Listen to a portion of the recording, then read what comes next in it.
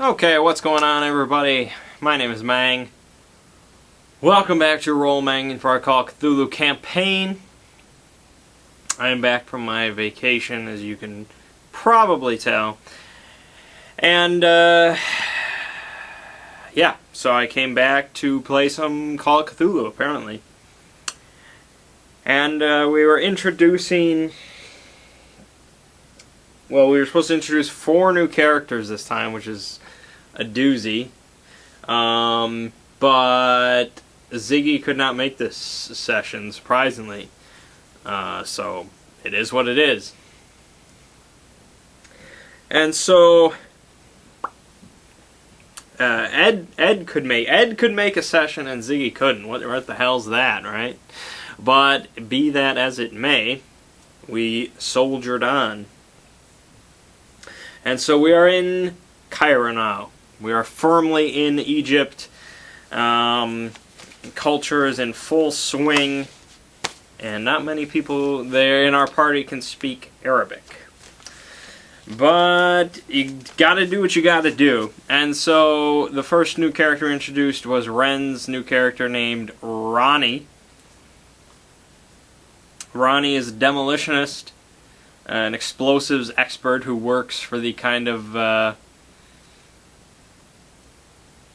non-legal channels, I guess you could say. He's, I guess, a mercenary is what you'd call him. You hire him to do a job, and he's an explosives expert. So sure, he's a soldier for hire, as it were.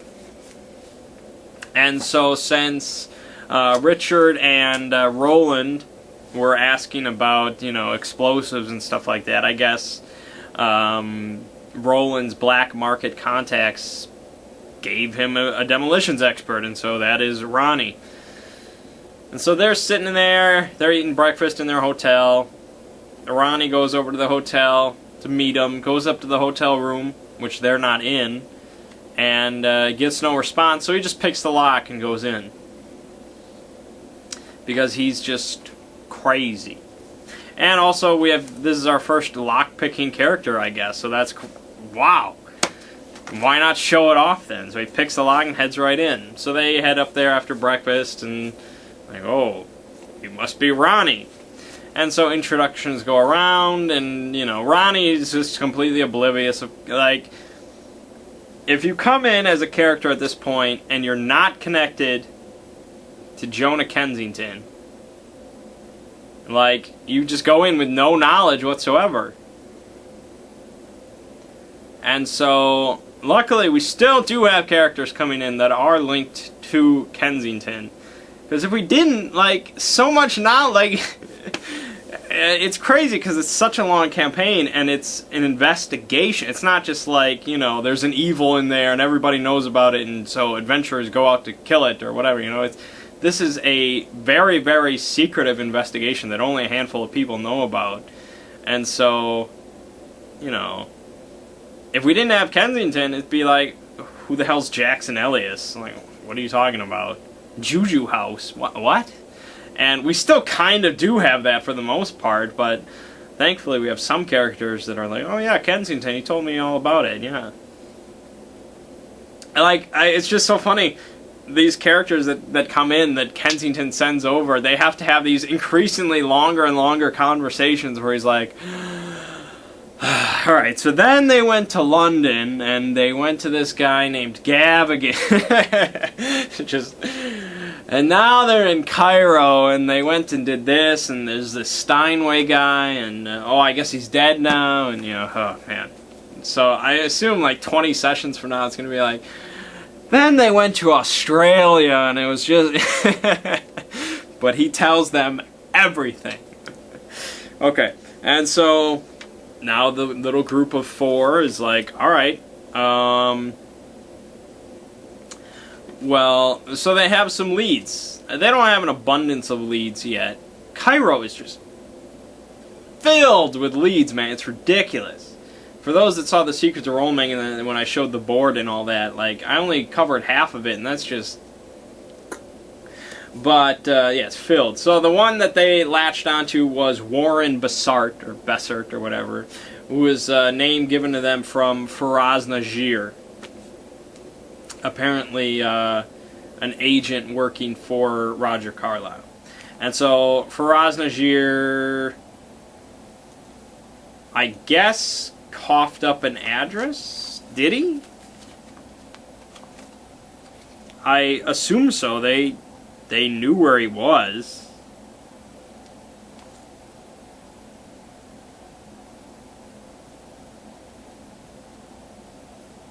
I don't...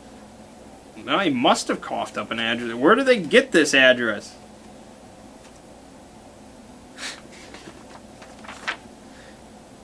Faraz Najir would not know where he is.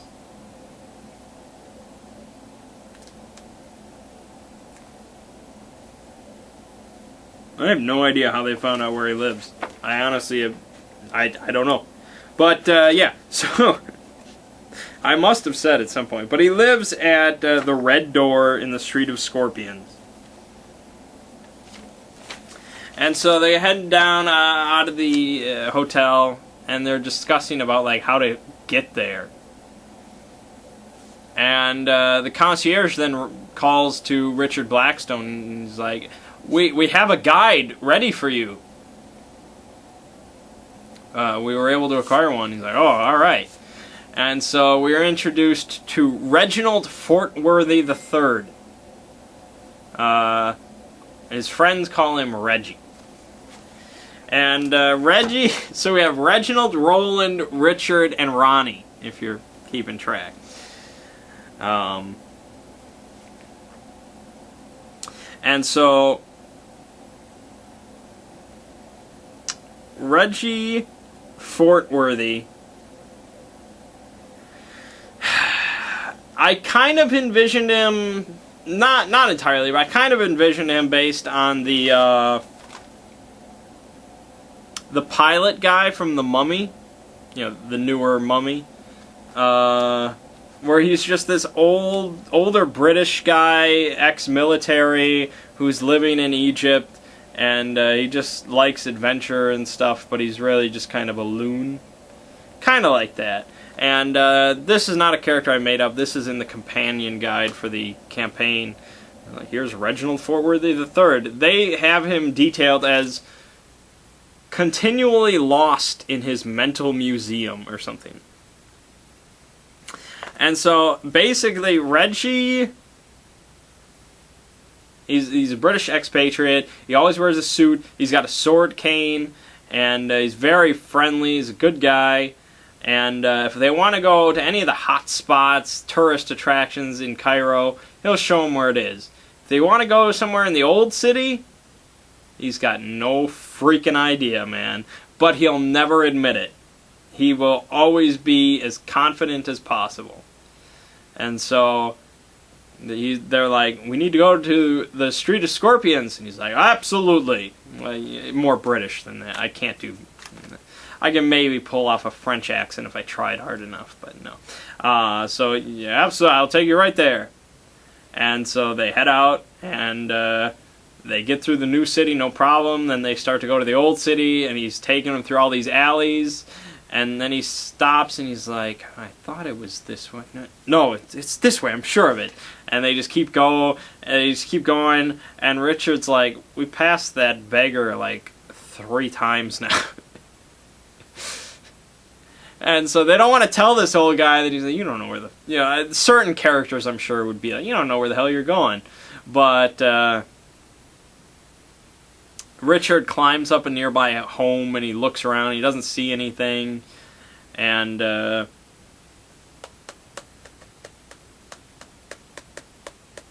they stop and ask a beggar. And they're like, well, Reggie speaks Arabic, so they're like, Reggie, ask him just, you know, where this street is. And he's like, well, I know we're almost there, but if it makes you feel better, I'll confirm it. And it's like, even I'm not sure if he doesn't know where it is, but he's just, like, wants to pretend that he does, or if he actually thinks that he does know. I don't know. It doesn't matter. So he asks the guy, and he gets the address, and he's like, that's exactly what I thought. Thank you. And so then, not long from that, they arrive on the street. And so they get to the red door, which is, like, it's literally just a red door. I don't know... Like, I don't know how addresses work. It's kind of funny, because it's like, it's so literal, you know? It's not like an ad, like 871 Sharia, whatever, you know? It's the red door on the Street of Scorpions. And so you go to the Street of Scorpions, and you're like, well, there's the red door. Okay. It's funny how literal it is. I guess that's how it was. It's the old city, you know? And so they go up to this door, and they go in, they get invited in, and it's a clothing shop. Real kind of ghetto, you know. This is the old city. There's a lot of beggars around. They're not selling Gucci or anything here or whatever, Armani. It's shit clothes for shit prices, but there's an Arabic guy running it, and so they leave Reggie outside. They're like, you wait here, we're gonna go in. Absolutely. I will stay here and enjoy the wonderful culture that is Cairo. And so they have CoC do the talking then. Okay. He speaks Arabic. And they have him ask the guy about... What was the first thing they asked him about? Well, they asked him about the Carlisle expedition. They asked him about, I want to say, Penhew. No, maybe, no. I think it was Faraz Najir. I think they asked him about Najir and the Carlisle expedition, and he shook his head both times. But Richard noticed that he's kind of hiding something. Not all is right here. And he glances at, like, the curtain at the back or something like that. Just shifty. The one thing they did not ask him about, this was really interesting to me, because I imagine most campaigns would go this way. They did not ask him about Warren Bessart at all. They never mentioned it. And it was interesting. Again, I don't want to... Well, it doesn't really matter, but it's like... I guess I have enough to talk about in Secrets Roaming. I don't need to talk about this. This guy, like, Warren... just like has this agreement with this guy. I don't know how or why, but he does. Where he just wants to stay in hiding. He doesn't want anybody to find him because he's pretty insane and he's terrified. So he's got this agreement with this guy. He's like, I'm going to live in the back of your shop. I have no income. I make no money. I don't do anything, but I'm going to stay there. And if people ask about me, you just say that I'm... You know, I'm not, you've never heard of me. And this guy agreed to it. I don't know why. And so, if they asked him about Warren, he would say, oh, he's not here. But he'd probably say it like that. He'd be like, yeah, he's not here. I've never heard of him. I don't know who that is. Like, he doesn't really give a shit, because I can't imagine this is a great mutual relationship they got going on. And it says it's like he won't resist a group of people or anything like that. He doesn't really care. So if they would even put the slightest amount of pressure on him, he'd just be like, yeah, fuck, he's back there. Just get him out of my shop. Get him out of my home. But no, they didn't ask him. I was surprised.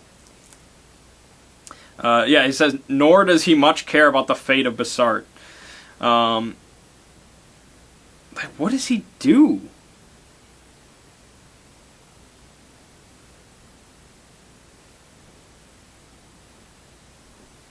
I have no idea. Okay, so they're like, we need a distraction. We gotta get back there. What do we do for a distraction? And Ronnie pulls out, like, firecrackers, and I'm like, no, that's... that's not the answer. But that's what happens when you have a demolitionist. So, they decided against that, and they're like, we'll just sneak past. Like, Richard's like, well, I'm pretty good at pissing people off in Arabic. So I'm going to talk to this guy. You sneak back there. And so he starts insulting the guy's clothes, and the guy gets pissed off. Like, well, of course he will. This American dude comes in his Nikes and shit, and starts just trash talking this guy's clothes, his business. Like, what are you doing? And so I had the guy ask, like, what are you doing here? Who does this? What kind of a douchebag? But it served as enough of a distraction for the other two to sneak past. And so they get back there, and there's some doors, and so they poke their heads back, and they find a dude just sitting in this filthy room in the middle of the room on the floor, smoking a hookah pipe.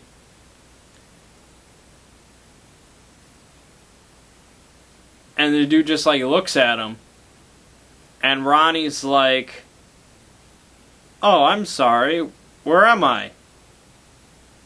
And the guy's like, Egypt. For the record, I've never smoked hookah. I don't think it does anything. I think it's just pleasant. I don't think it's like marijuana. But this dude's not, he's on other drugs, and he's insane, so I had liberties to make him as fucked up as I wanted. And so he's like, you want some? I'm like, sure. And he's like, well, close the door, I heard shouting. I know, he just sounds like a stoner. I didn't want to... It sounded better when I did it during the session. He didn't sound as stoner. Well, he kind of did. He sounded more haggard. So Richard Blackstone... So they both go in there, and they're just standing and sitting in there with this dude. Richard Blackstone and Golk just leave the shop, because the distraction was done with. And they go around to the back of the shop, and they look through the dirty window, and they see them all just hanging out in this room. And so Roland's like looking around the room for anything strange. Nothing. And I think Ronnie then asks him, he's like, what do you know about the Carlisle expedition? I'm like, oh my god, the one question. I guess it was inevitable, but it's funny. Like, what do you know about Faraz Najir? It doesn't matter. Well, so the dude just gets like, eyes just bulge out, and he immediately makes a break for the window. Just crashes right through, because he's just completely fucked up. And so he doesn't, it's not like one of those epic swan dives or anything. It was just like, and so he's just like bleeding all over, and he's just like crumpled on the ground outside, and he's like, no! And so the owner of the shop, of course, bursts into the room, and he starts just swearing and yelling in Arabic. And Ronnie is just sitting there smoking the hookah. I'm like, oh my god, what is this? And so the owner tries to kick him, and he rolls like an 8, but Ronnie just expertly dodges it. Because the dodge mechanics in this game are so weird and bullshit, it's funny. It's like, even if you roll a 1, you can still dodge it. Like, the opponent can still dodge it. I guess I could house rule that, but dodging is funny. It doesn't matter, you die no matter what, but yeah. Give them whatever hope they can get. Anyways.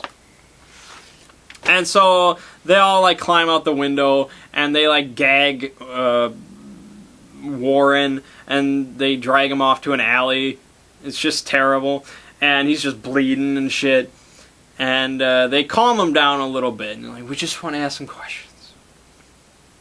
And so eventually he's like, take me to a good hookah bar, and I'll tell you. Because he's like, well, he's thinking like, you know, if they take me to a really good hookah bar, that means they got money. If they got money, they'll give me, and they want information, they'll give me money for information. And money means drugs. And he wants them drugs. And so Richard's like, I'll take you to the best one. And so they drag this guy out of the alley. They go back to Reggie. Reggie just sees them enter this shop. He hears like glass breaking and shouting. He sees them come out of an alleyway nearby with this bleeding man. And Richard's like, well, we got our friend. And can you guide us to the nicest hookah lounge in town? And Reggie's like, I think your friend may need a doctor. And Richard's like, well, how about if I just patch him up? Will that make you feel better? And Reggie's like, well, it makes no difference to me. I'm just concerned for your friend. But yeah, you hired me as a guide, so... Oh, God. Reggie, like, if this were 2012 or, whatever, modern day, he'd be like, all right, I'll lead you there. And then he's got his cell phone, it's like 911. But it's not modern day. It's crazy 1925. Okay. So, yeah, he leads them to a hookah lounge, and he waits outside again. They go in, they get to this corner table, and Warren starts smoking it up but good.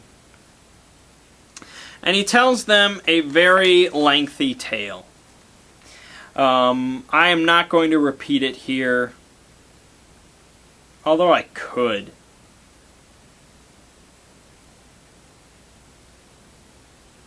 Sure, why not?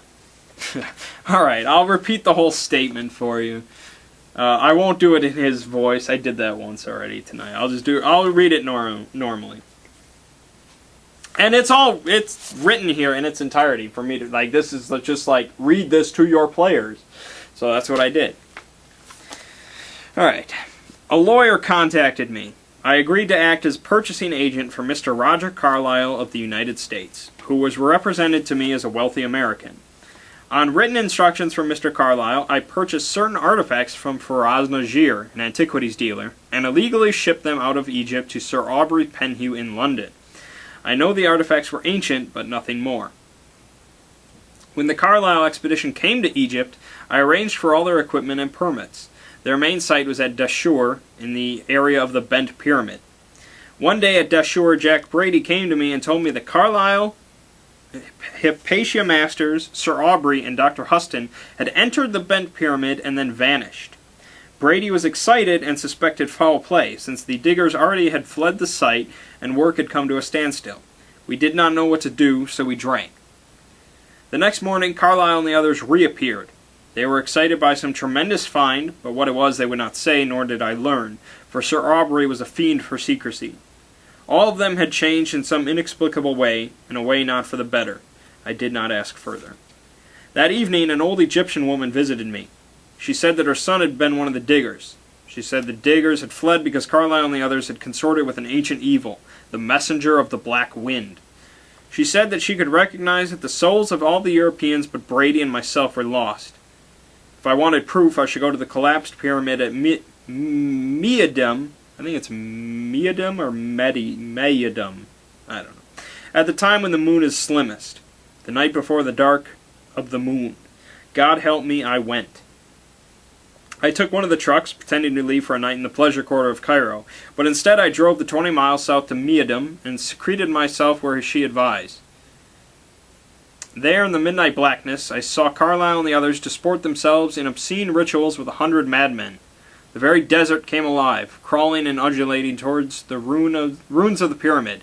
To my horror, the stone ruins themselves became a skeletal, bulging-eyed thing. Strange creatures emerged from the sands, grasped the dancing celebrants, and one by one tore out their throats, killing all until only the Europeans and one other robed celebrant remained. Something more loomed out of the sand, the size of an elephant, but with 5 separate shaggy heads. Then I realized what it was, but it is madness to speak it. I saw it rise, and in a great ravening, swallow as one all the torn corpses and their hideous murderers, leaving alive only 5 amidst the stench of the blood-soaked sands. I fainted. When I recovered, I wandered into the desert. There further horrors awaited me. Stumbling up a rise before dawn, I saw beyond hundreds of dark sphinxes, rank upon rank drawn up and waiting for the hour of madness when they will spring to devour the world. I fainted again, and this time I left the world for many months. A man found me. For 2 years he and his mother cared for me. Me, a man mindless and returned. I came back to Cairo, but I began to dream. Only hashish helps me now, or opium if it can be found. My supply is low again, and my life is intolerable without it. Will you gentlemen please contribute? So yeah, I did it in a much more insane accent than that, with appropriate pauses and shouting and whatnot. So yeah, it sounded pretty good when I did it. It was not so cheerful, I guess. It sounded pretty freaking heavy. And so they listen to this, and you know, it's a lot to take in. There's a lot of notes to take from that. That's a pretty important section. And so they ask Warren a couple minor questions, but he doesn't really know much else. And he tells them the name of the Egyptian woman and where she lives. Her name was Niti. Her son was named Unba, and they live in El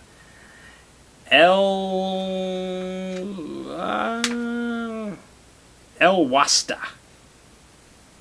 which is a town south of Medum.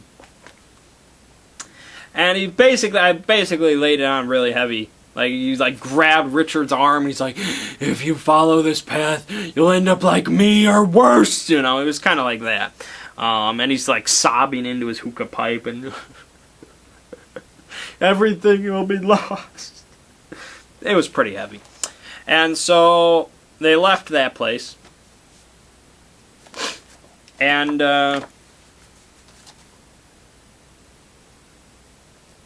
then they go back to the hotel, and here's where the other two players finally got introduced. So we have Ed's new character as Elizabeth Rose, who is a reporter who knows Jonah Kensington. And so she's there to look into this American figure that supposedly, rumor has it, made his way to Cairo. He's kind of on the run. He owned a business. His name was Reginald Steinway. And her contact in Cairo is a man named Eugene Weston, who's a historian that works for the Egyptian Museum. He is also a contact of Kensington. And so I was like, getting... Oh, man. It's sometimes such a nightmare to do. Introduce new characters like that in the middle of a session. Sometimes it can be really... like, if you're in a dungeon or something... like, if they were exploring, like, a pyramid for the whole session, it'd be like, what do you want me to do? How do you do this where it's just reasonable? Sometimes in situations I'd just be like, you're there, you've known these people, you're with them, fuck it, you know. Just, I don't give a shit. Just go. Some people I'm sure are real sticklers about it. It has to make sense, it has to be realistic, but sometimes just be part of the group and whatever. I was kind of like that for this one. 2 new characters, and I'm like, I was like, you all bump into each other in front of the hotel. And Elizabeth, you have a picture that Kensington gave you of Eugene, and this is your contact. Look for him. And so they all bumped into each other and like, oh, blah, blah, blah, and we know this, and okay. I did not want to make it too complicated. So they do all the usual intros and whatnot and blah, blah, blah. And Elizabeth is like... I'm just here to find out about Reginald Steinway. And so Richard's like, I'll tell you about him. I'll tell you where he is. But I'm not sure if I can trust you. So to prove your trust, you'll have to come with us to the Mosque of Ibn Tulun, which was their next destination. And from Richard's point of view, it's like, how else do I get this person? Like, if I just tell her, like, well, Reginald's dead. This is what happened. Yeah, that's about it. All right, see ya. You know, it's like we have to get this person involved somehow. So that was about as good as anything. And so she reluctantly agrees. They go out to the Mosque of Ibn Tulun, which is a real place. It has a Wikipedia page. You can look it up. It's like the oldest mosque in Cairo. It's pretty sweet. History, man. So yeah, they go there, and we had pictures of it. So I'm like, yeah, this is what it looks like.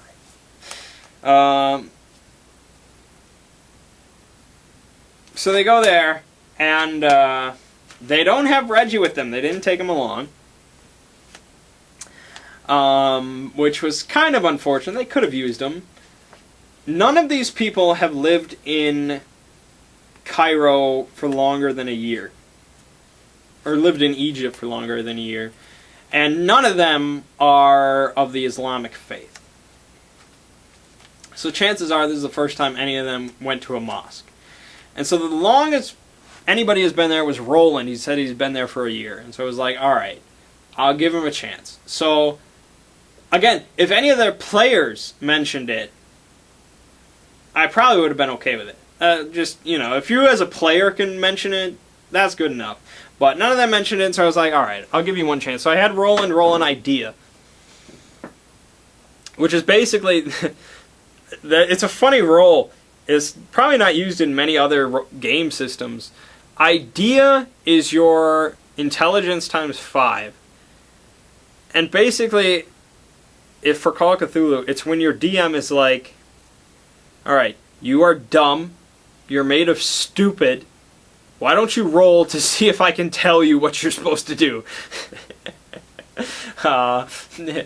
Nicer than that, obviously, but it's basically like, give the players a little bit of a hint about the situation. Or, it's like if they're doing like a puzzle. Like in the D&D thing when Ziggy was all about those puzzles. It'd be basically like just a hint. Which I occasionally got by rolling my intelligence. I remember getting occasional hints. But that's basically what it is. But it's basically... Players will rarely ever get to request an idea roll. That's really the DM just being like, alright, roll an idea. And so Roland got the one idea roll and he failed. And I was like, meh, okay. So they all head in and they get immediately accosted by an elderly Arabic Egyptian dude. Because they didn't take off their shoes. Yeah, that's bad form. Now, if the book didn't mention it, I wouldn't freak out. I guess I would kind of... If I was playing, would I have assumed anything? Probably not.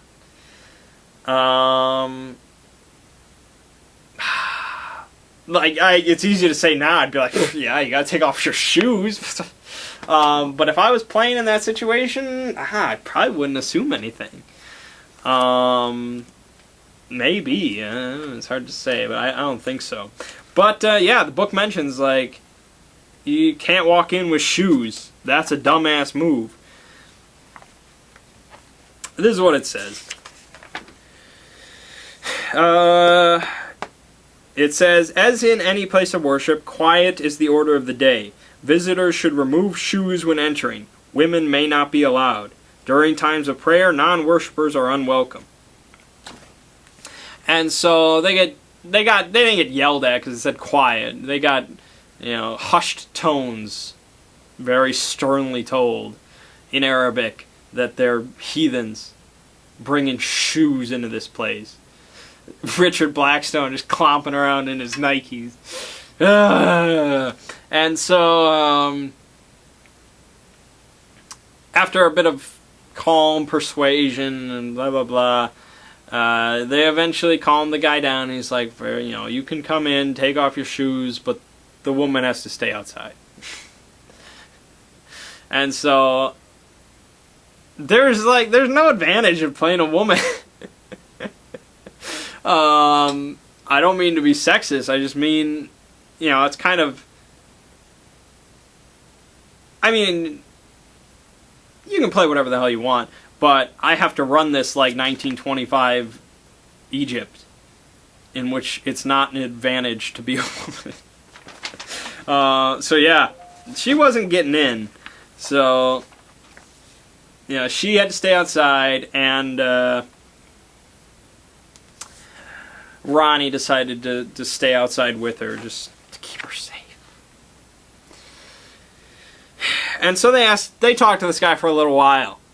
And now, remember, the reason that it was kind of funny to me as a DM, because the reason that they're there is very very flimsy. They're there because Faraz Najir mentioned that the Brotherhood was interested in something there.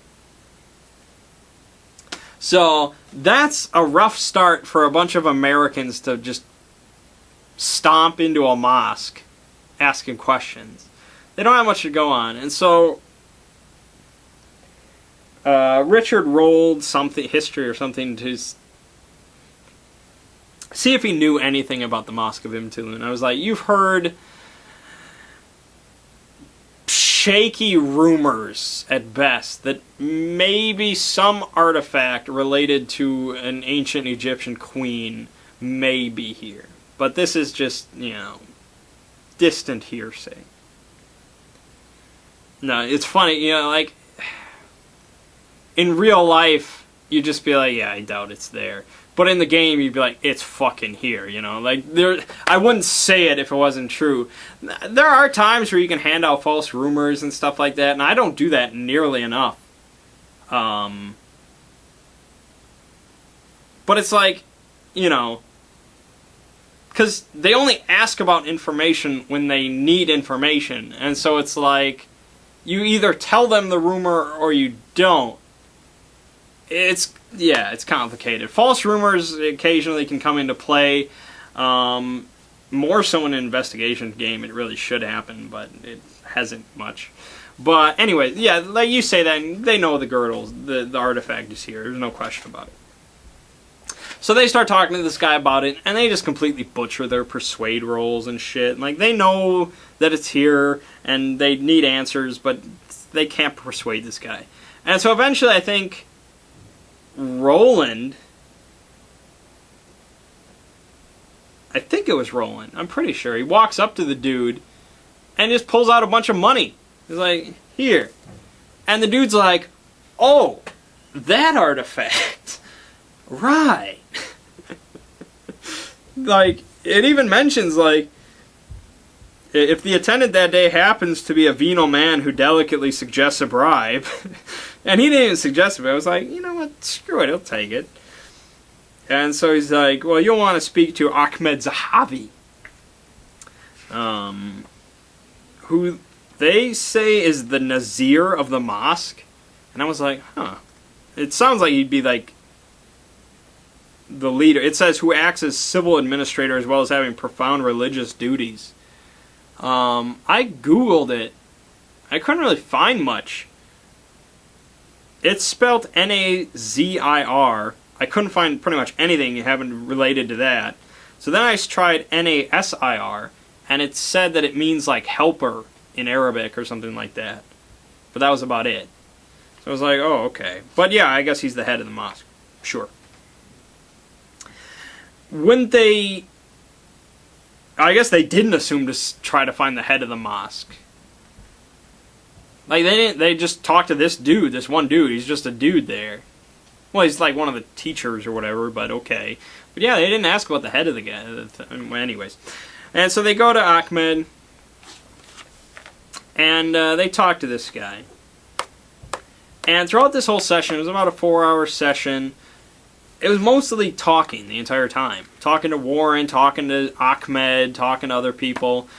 And Richard Blackstone did like 95% of the talking, so it was mostly having to do with him. And so he tries, putting on some more pressure and stuff, but he botches the hell out of his credit rating roll. So Ahmed thinks Richard is a cultist, which is not a good start. So he really had to work against that, try to convince this guy he's not a cultist. Well, at the same time, Richard is hoping that, Ahmed is not a cultist. And eventually, he gains a tiny bit of trust. And Ahmed's like, let me speak to this one alone. And so they're all like, well, he's about to die, He's going to Fist of Yogg-Sothoth him or something. Just, it's possible. I can do that whenever I want, so don't tempt me. And so Richard is sitting in there with Ahmed, and they have a conversation. So I'll lay out just the facts. The fact is, the artifact is the girdle of Nitocris.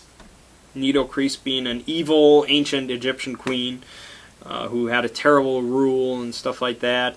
And the girdle is an artifact of hers that is supposedly meant to be used in the resurrection of Nitocris, which the Brotherhood apparently wants to do. And so because Richard was like acted completely ignorant about it, because he was, Ahmed's like, well, if you were a cultist, you would have known that. And so that gained some more trust. Now, obviously, he could have been bullshitting, but it was, whatever. And so there have been some break-ins recently from the Brotherhood trying to steal this. This is very important to their plans. And so Ahmed assures Richard that the thing is well guarded. We got it locked down. He wouldn't go into details because Richard pressured him for details. Like, what kind of protection, And Ahmed's like, well, if you were a cultist trying to steal it, that would be exactly the question you'd ask. So he didn't give him any details, but he's like, it's well guarded. And so,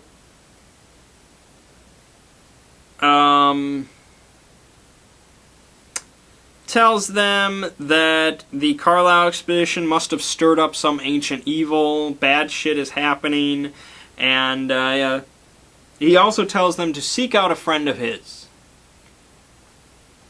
at the Egyptian museum named Dr. Ali Kafur. And he's like, maybe if you find out some more information, look into maybe the Clive expedition. There are other workings going on here, but we will stay here and do our part to protect the girdle, because that is our responsibility.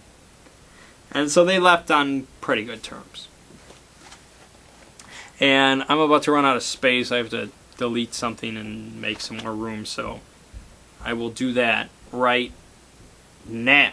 Okay, so they all leave the mosque, and Richard tells them everything that, happened. The whole conversation. And so they're like, okay, let's get over to this, Egyptian museum. We gotta talk to this guy. Now, Eugene Weston works at the Egyptian Museum. He's a historian there. And so he knows all about Dr. Ali Kafur. They've had conversations. He's a good guy. So they head over there. And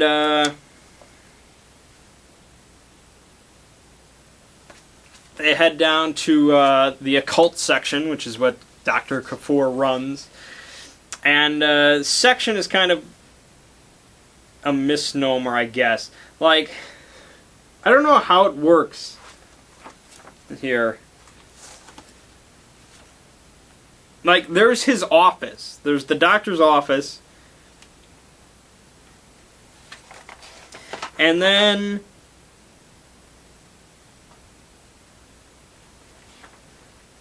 most of the collection, all the occult collection, is in underground vaults.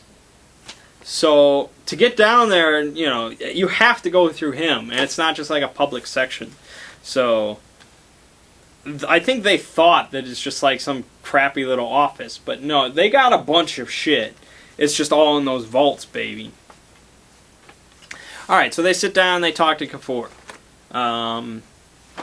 And they did not, try to hide their anything like that. They said that they just were talking to Ahmed Zahavi, and he's like, oh yes, a wise man. Mm-hmm.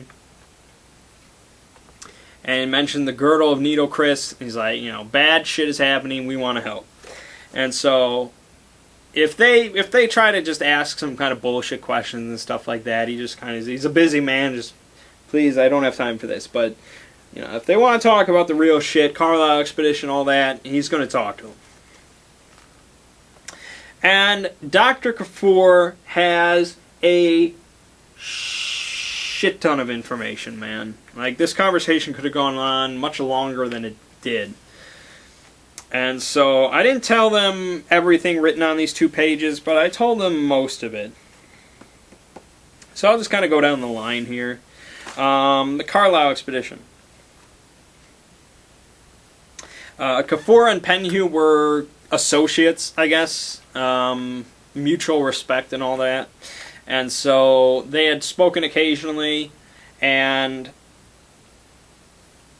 Kafur knew that Penhew was like a big scholar of the Black Pharaoh. He's very interested in that time period and all that. And so when the last time that Penhew came to Egypt, he did not meet with Kafur. And so Kafur went down to their dig site, and Sir Aubrey seemed very different and just rudely rebuked him and was just kind of an asshole, which was not normal. So that made him worried. But other than that, he doesn't really know much. He thinks that they uncovered something dark. That's what he believes. He knows pretty much the entire history of the Black Pharaoh as much as anybody could. Some of this they already knew. Either Richard already knew.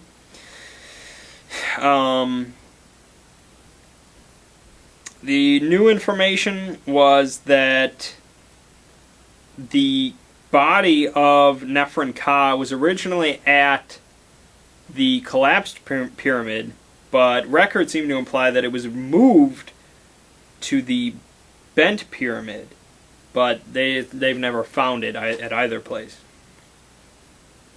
In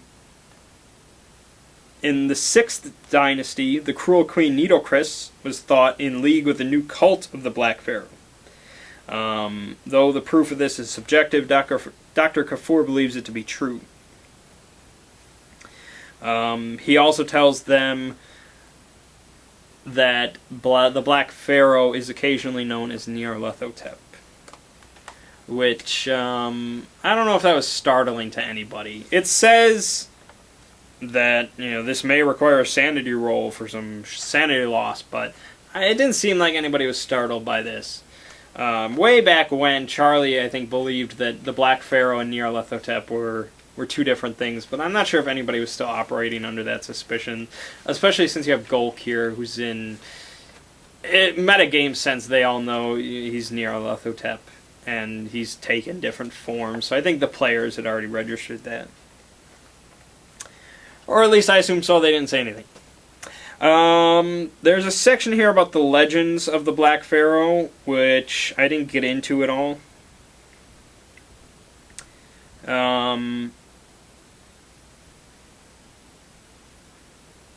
Nothing really essential there. A prophecy implies that the Black Pharaoh will arise fingers and toes after the Great Good One, a reference which many have taken to mean 20 centuries after Jesus.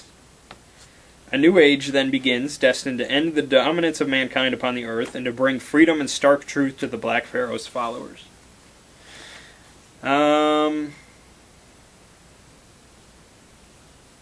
The Great Sphinx at Giza is said to have had an important function in hideous rituals held by Nitocris.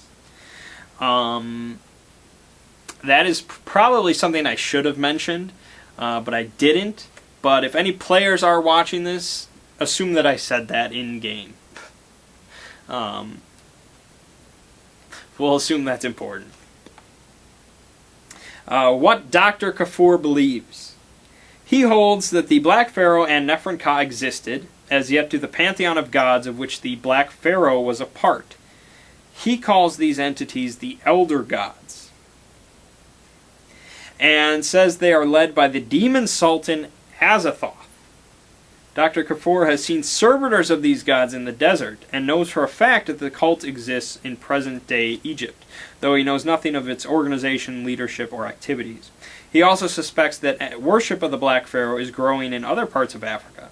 For example, he has heard of a cult called the Bloody Tongue in Britain's Kenya colony. The cult worships a monstrous god, which is another aspect of the Black Pharaoh.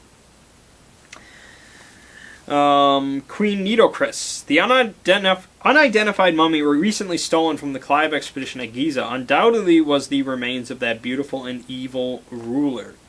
She had been buried alive, but no trace was found until the Clive expedition uncovered the secret room in the smallest of the Great Pyramids. How or why she was stolen, he does not know, but he thinks that the theft relates to the prophesied return of the Black Pharaoh.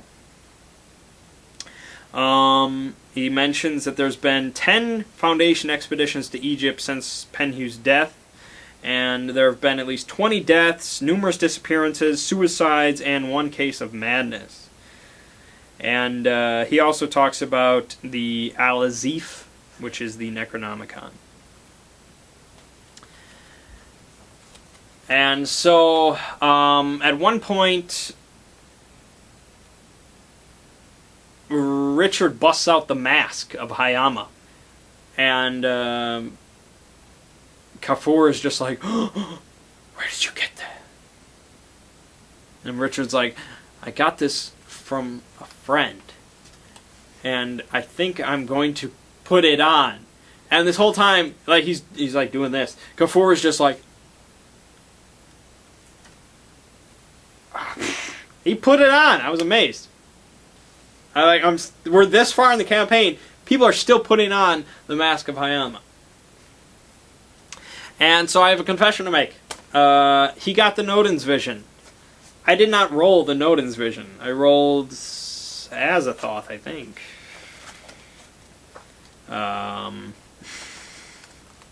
What did I roll? It doesn't really matter. Why am I looking? This is so inconsequential. I can't even explain it. Why am I looking this up? He rolled Shub-Niggurath, whatever.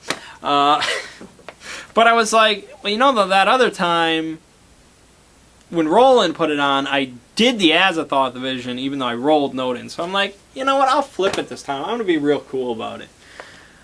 Because this actually furthered my interest much more than the Shub-Niggurath one would have. And so, whatever my interests are in is whatever Nyarlathotep's interests are in. So, and so, I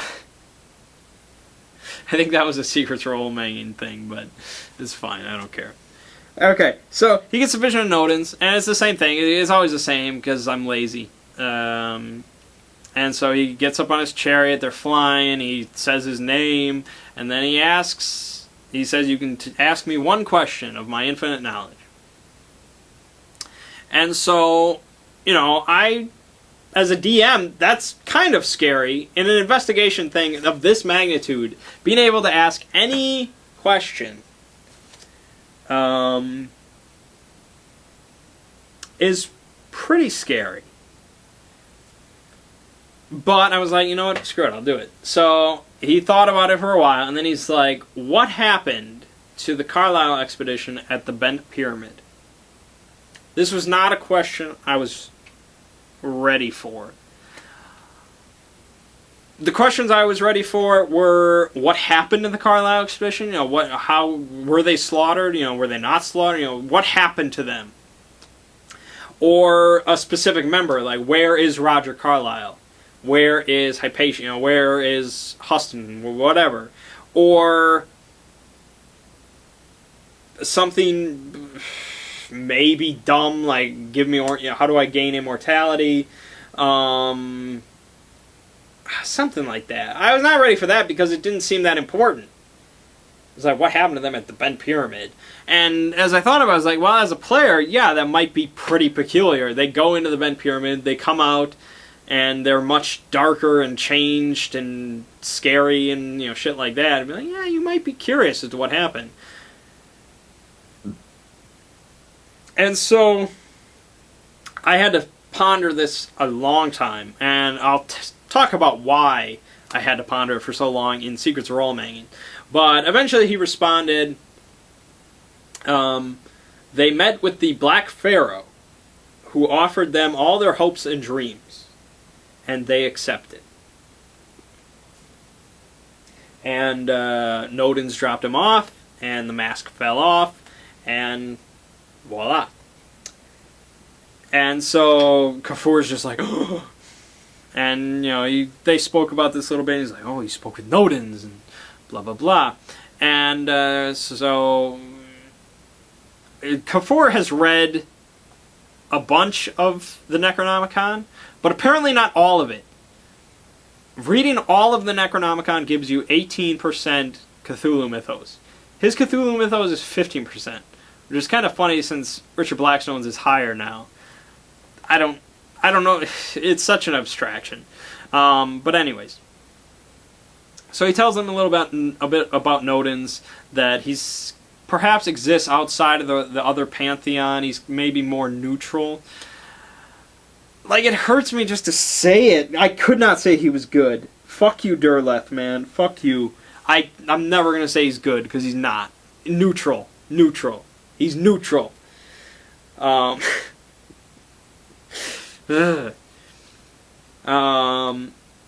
yeah. He didn't say much, but I didn't want to say anything more than that. It's just, he's neutral. And, you know, it describes him as riding a chariot and blah, blah, blah. And so then he's like, it also mentions that mask. And it was like El-Hazred, or, you know, El-Harazred, or however it's pronounced. The author of the Necronomicon. See, I like, when you're, I guess, knowledgeable about the mythos, you can just say shit like that. And I don't know if any of my players were like, oh yeah, El-Hazred, he wrote the Necronomicon, the Mad Arab, you know. I don't know if anybody recognized it, but I like that I can just say it, because I know. So there is some advantage to knowing the mythos when you're running this, I guess. It's really not important, it's just me jerking, I guess. He's like, you know, El-Hazred was not entirely sure what to make of the mask.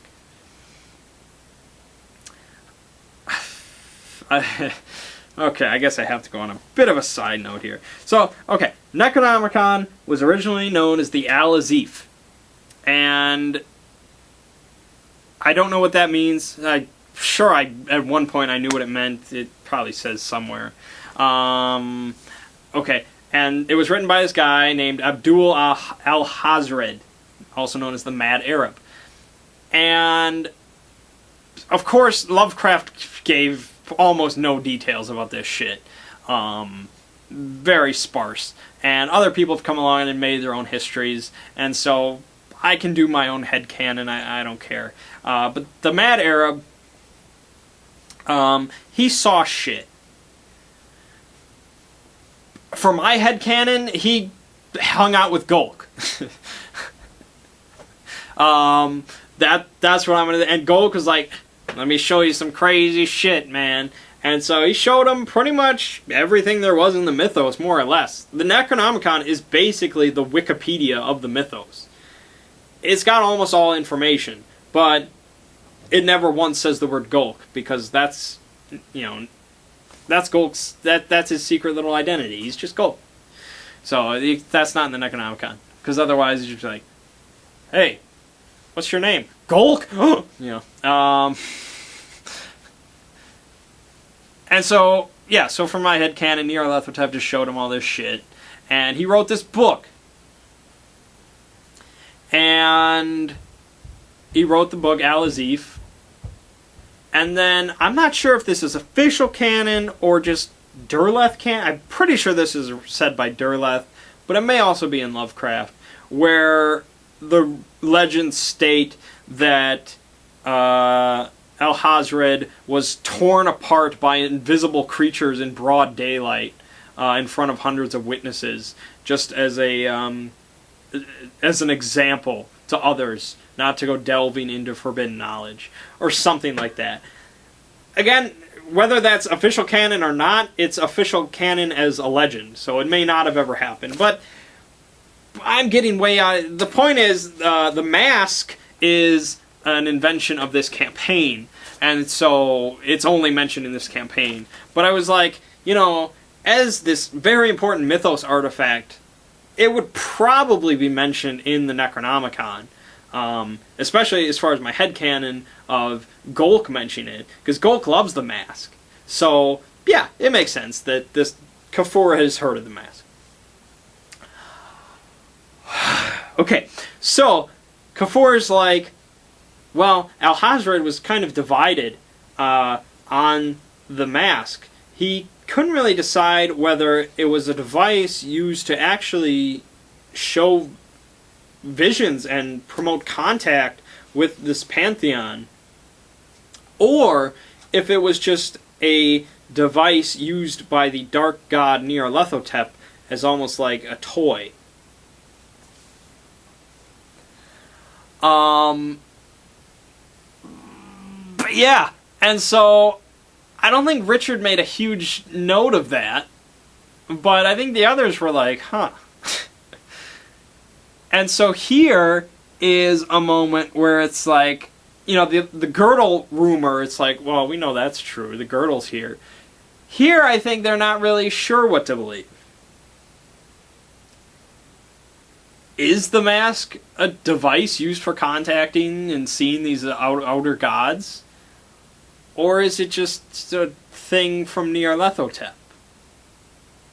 Should we be trusting what Nodens tells us? Is this Nodens? Hard to say. Even Al-Hazred wasn't sure. And so... okay, so yeah, that was pretty much all that was of the mask. Or Richard's like, well, what should I do with this mask? And Kafur is like, well, if it were me, I would take it and put it in the vault for all eternity. But it is yours, and I will not, you know, try to take it from you, so do with it what you wish. Which wasn't a very helpful answer, I guess. And at some point, Richard mentioned this incantation that he learned from the Book of Dyson about contacting or calling a wind spirit. And so he told him, Kafur, about it, and Kafur said, because he mentions that to cast it, the star of Aldebaran has to be in view. And I was like, okay, that's a pretty big clue. There's only one mythos figure associated with Aldebaran, I think. Don't quote me on that. I think. I'm 80% sure. Which is pretty sure, but I'm not certain. So, I'm pretty sure that Aldebaran is only associated with Hastur, who, if you accept some canon, is the half-brother of Cthulhu. No, I don't. I think, to be honest, even I think Lovecraft accepted that there was like a genealogy. I don't. I love Lovecraft, you know, great writer, but even I'm not going to be just, well, whatever he said is right and whatever he said goes. I got my own headcanon for the Cthulhu mythos, clearly. So, for me personally, there's no genealogy, man. There's not, you know, Shub-Niggurath and Azathoth are like, hey, let's bang and make a kid. There are like 8 of them, whatever. No, these are just, there's no, there can't be brothers, because there can't be any of that.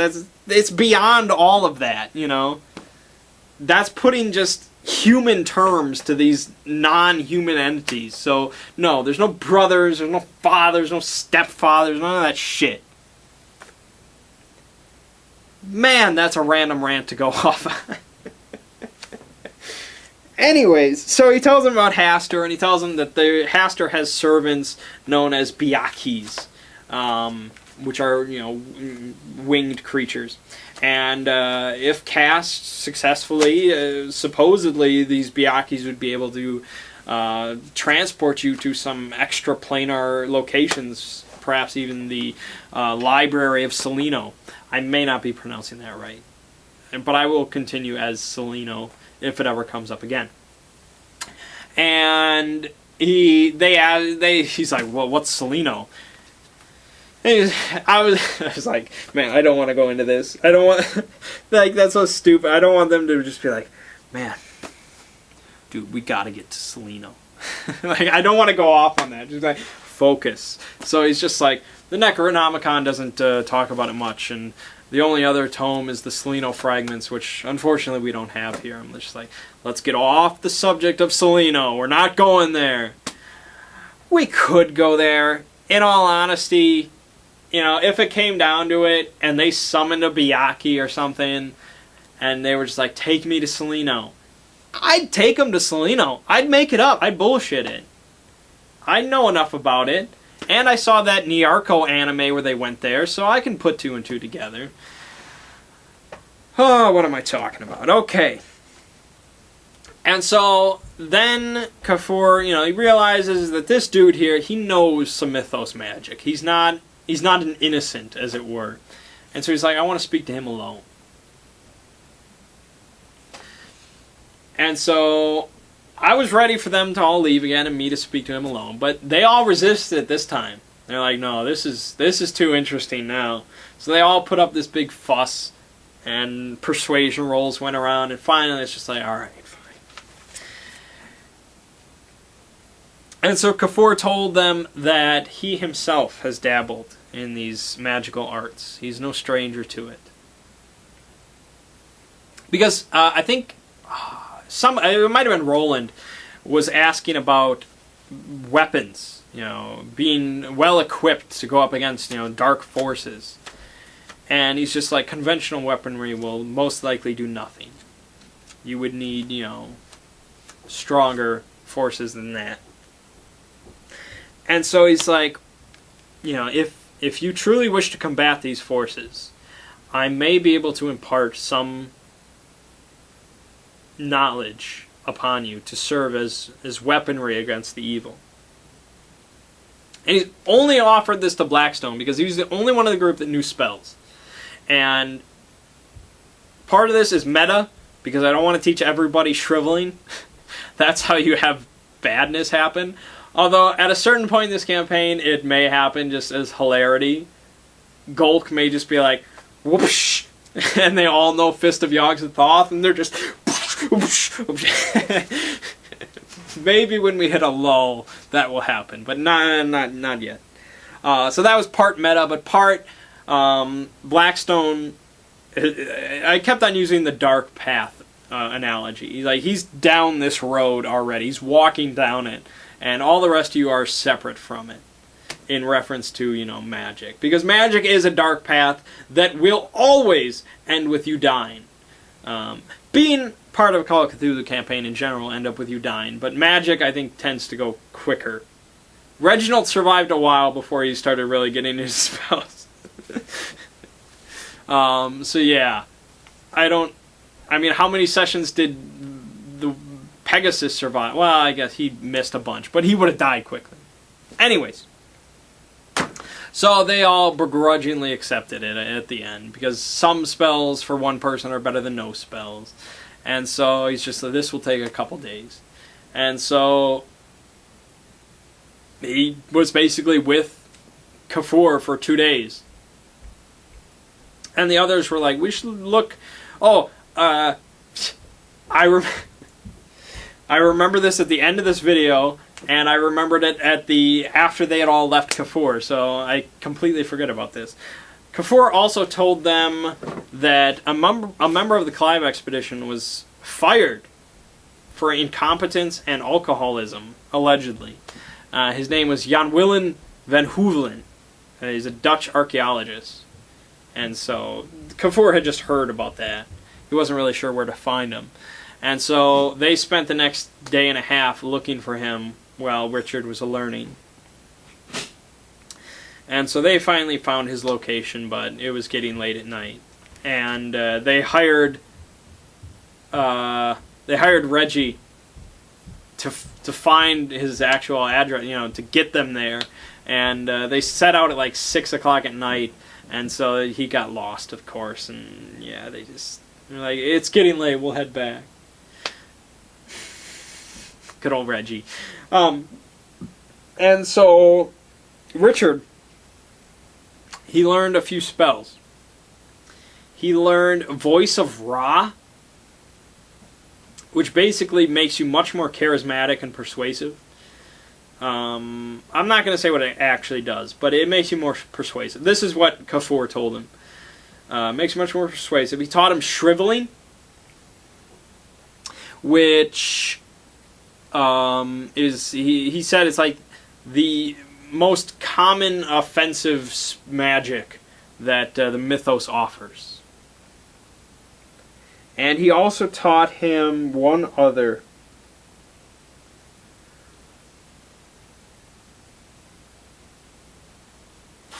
Man, me trying to remember this shit. That third one, what the hell was it? Oh, healing. Yeah, this was it's like the most D&D thing ever. It's the most D&D thing in Call of Cthulhu. It's called healing. That's the spell's name. And it costs just magic points and 1 sanity, and it's just lay on hands. That's what it is. And I was like, this is so dumb, I have to give it, like, just, oh. And, like, why would this exist in the Mythos universe? I don't know. Like, why would a dark god ever teach this to anybody? Oh, I don't know. But I was like, sure, healing. And so he immediately used it on himself because he was still hurt.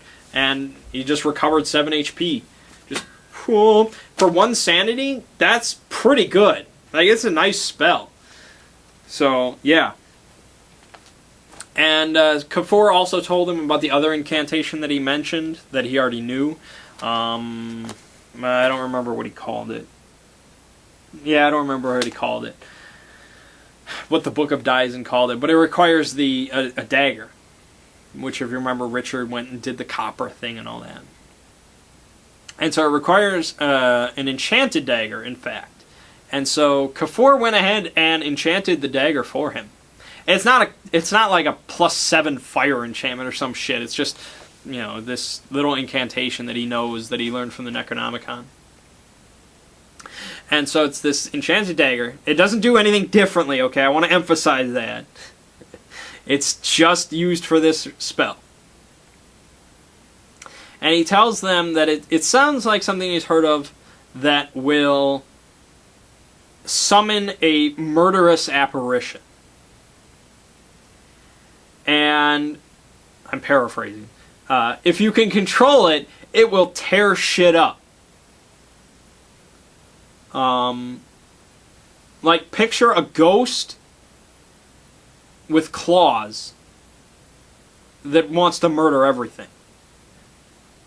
So, if you can control it, awesome. If you can't control it, bummer. And so Richard's like, well, how do you control it? He's like, well, it depends on how powerful the sorcerer is. You know, the more powerful you are, the more likely it is you'll control it. Again, I'm just kind of paraphrasing game mechanics here. And Richard's like, well, I'm no archmage. And Kafur's like, he's like in hushed tones. He's like, well, I have heard that warlocks of past ages would make pacts with dark forces to empower themselves. I'm not necessarily suggesting that you do this, but you know, history states that it was done. And I think he said something.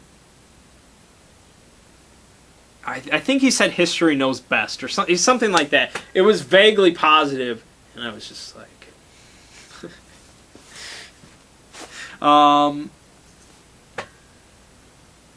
like Kafur. That's kind of a Seekers are all Mangging thing, but Kafur didn't mean it to be evil. He'd be like, oh yes, tell him, you know. Kafur was just stating that as fact, you know, like. Because he doesn't want him to try and summon it if he can't and just be murdered because of it, you know. So he's just saying, you know, that's what they did to make themselves more powerful, more, you know, than normally they could. Because they would make dark pacts. You know. And that was pretty much it. And so Kafur's like, you know, if you need anything else of an occult nature, of whatever, you let me know. And so, as far as next course of action, he told them you should probably check out the Bent Pyramid if you are interested. Because there's certainly something going on there. And that's pretty much where we ended. So, yeah. We have... magic is going to kind of... Well, there probably will be times where nobody knows any magic anymore. And then there will be times where a few people know some spells. And it doesn't really alter anything completely. Like, it's... based on the spells that I just taught him, nothing will get him out of a real jam, you know? He can still be shot in the head or, you know, slashed across the chest. He's just got some options. That's what magic does at a cost. Now, healing is great. It sucks up most of his magic points for the day. But on an off day, when you're not doing anything, just, wow, great. But the others have their costs. So, yeah, you know, it is what it is. But yeah, it was a very dialogue-heavy session. Nobody died. Now, I think 3 characters... Was it 2 or... Oh yeah, 3 characters died last time. 3. So, I guess that evens out. I'm okay with nobody dying this session. Last was too heavy. We didn't need another person to die this time. So that's fine. Next session, I expect at least 1 person to die. But that's because I'm a sadistic bastard, so... yeah. So that's that. We'll do Secret Role Mangging then, and I'm going to work on the board a little bit, and I'll get up details about the rest of Egypt, what's happening and what's going to go on, and the craziness, and oh boy. So, crazy campaign. Really a lot of fun. And I assume you guys as viewers are continuing to enjoy it. Because otherwise these videos are kind of a waste of time. That helps me a little bit. But, alright, so, my name is Mang. This has been Role Mangging for our Call of Cthulhu campaign. And I'll see you fine folks. I know I say 2 weeks, but really it's like tomorrow since of that. But I'll see you around, whatever.